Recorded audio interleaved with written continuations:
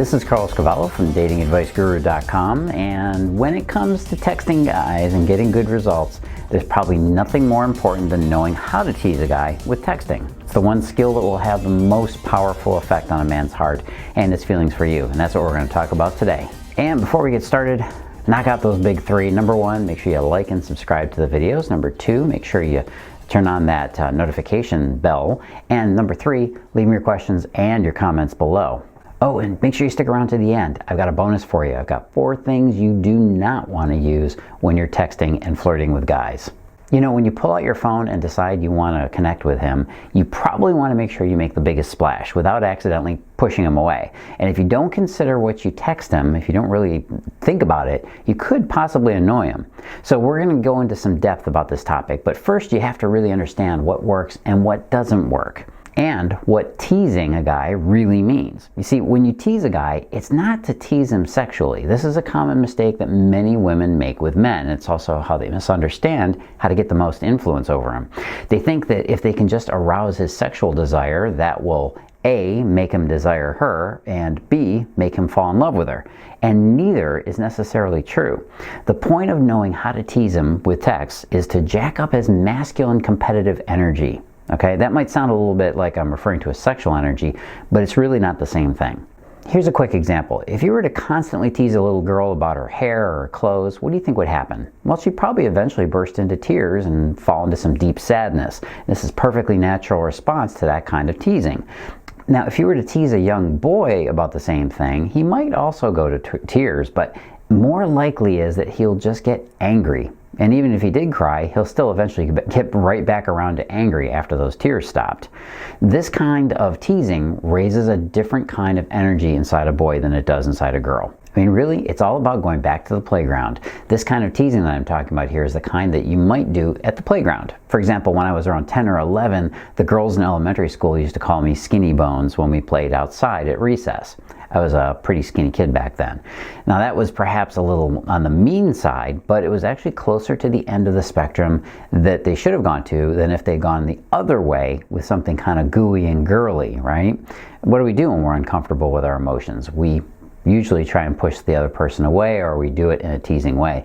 Don't ever tease a guy about his physical characteristics. Nothing like Buddha belly. That would be bad. But you can use teasing as a tiny dig about something else. It's all in the tone and the lightheartedness that you bring to your gentle teasing. And I'll explain this more in the examples that are coming up. For now, let's get into those tips about how to tease a guy. Tip number 1, text him when he's right there.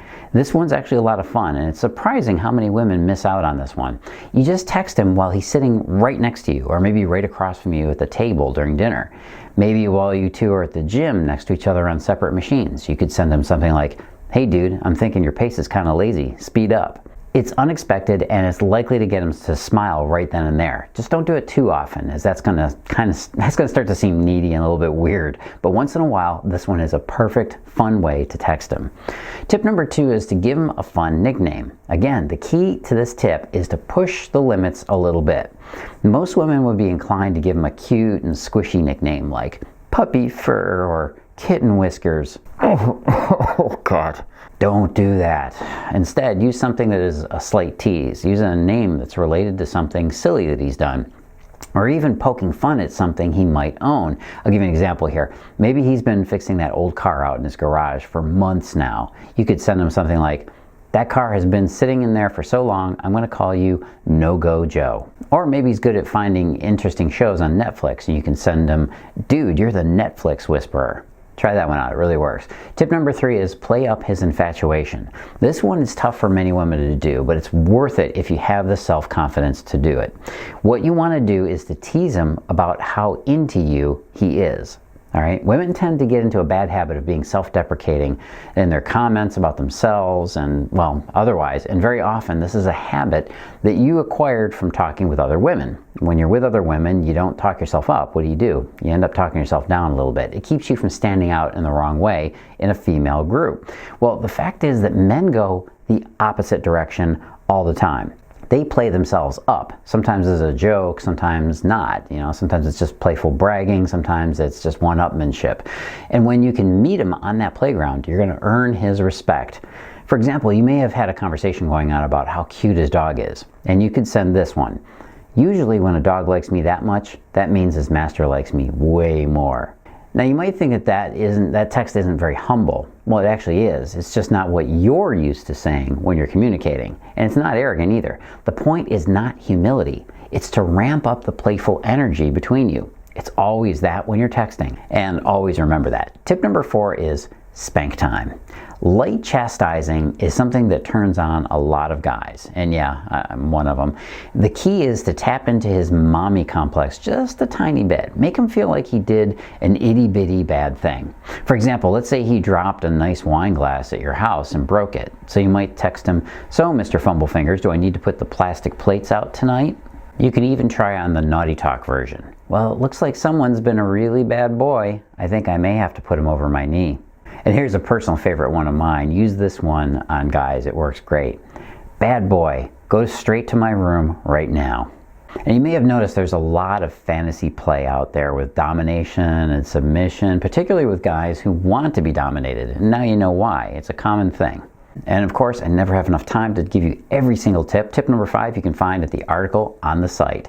Tip number 6 is quest time. One of the best ways you can get a guy amped up and excited about you is to inspire him on a quest. Now there's a reason that fairy tales always have the princess giving the knight a quest. And it's because, number 1, you want a man to complete a quest to prove his feelings for you, that he's really in love with you. Number 2, giving a man a quest to complete often helps convince him of his feelings for you. It helps him realize how much into you he really is. Number 3, the more he invests in you, the less likely he is to walk away. So you can still use the power of the fairy tale with a guy. After you know he's attracted to you, you just give him some small task that he can do for you. Maybe it's to fix something around your house, or maybe go run an errand for you. Now, of course, when he completes it, reward him. Give him verbal thanks and appreciation, and maybe some loving touch. Not sexual touch. This isn't that kind of transaction. Tip number 7, set up some tension. What you want to do is keep up some constructive sexual tension between you. One way you can do this is to send him a text wishing he was there when you know he can't possibly be there or get there. The last part is hugely important. If it's possible for him to actually get up, get in his car, and drive over to see you, this texting tip, it loses almost all of its power. The more you're held apart by circumstance, the better. It works really good when he's on a trip or you're on a trip where you just can't be next to each other. You ever watch a romantic comedy where the couple couldn't get back together because they were either physically distant or circumstances just didn't let them be together? What did it do? It creates a really juicy sexual tension between them that the audience roots for them to finally overcome and get together. Pretty much every romantic movie uses that kind of will they or won't they tension. Do you remember the TV show Friends? Of course you do. You remember that constant tension between Rachel and Ross, right? It pretty much kept the show going for most of its run, and they only let that tension off at the very end of the series. So, for example, maybe he's away on work somewhere pretty far away. You can send him a text about something he's missing out on. "Oh, it's so awful you can't be here. I just got this new perfume. You want to know where I'm wearing it?" Really, it's just enough to say, "Wish you were here," because that's what he wants and he can't have. Play with this energy to get him completely under your spell. Now, stay with me. The last tip is going to show you a killer way to create some amazing sexual tension with him that will drive him wild. Tip number 8, okay, give him that kind of tease. Now, it's perfectly fine to send a sexy kind of tease his way. You want him thinking about you that way, right? If he's not thinking about you sexually, your relationship could just turn into a really weird friends with benefits kind of situation. And that's something you do not want happening. So yeah, every so often, send him a sexy picture. But don't ignore Carlos's rules for sexy texts, aka sexting. Rule number 1, no complete nudity. Definite no-no. Number 2, no explicit areas. No nips, no crotch, no way. And number 3, only send a picture after he's begged you for a couple of days for the picture. Okay, anticipation is the key ingredient to send a sexy text. What you can do is simply send him a picture of your cleavage or that tattoo that's close to your bikini area. Or just send him an image of a patch of skin and let him guess where it is on your body. His imagination is more important than the reality. You want his imagination working, not his lust. Imagination is the fuse you light to start his lust for you. Tip number 9, banter is best. If you've ever watched an old Cary Grant movie or anything from the classic era of Hollywood movies, you'll notice that they were strong on witty and snappy dialogue. There's a scene in the movie His Girl Friday that's a classic from the 1940s. The back and forth going on is dizzying at times, and it's often tricky to keep up with. But don't worry, you don't have to try and run your own screenplay dialogue with him. That's the beauty of texting. After all, you get a little time to formulate a response for anything he says. Now, your interaction might be something like this. Looking forward to seeing you. Seeing me, or something more. Do you want more? You should know by now if there's more, I want it. Well, then maybe I'll come over tonight. That would be risky. Risky why? If you have to ask, you better wait a few more days. Then you slip in a little, hey, gotta run, talk to you later on the end of that to just end it on your terms.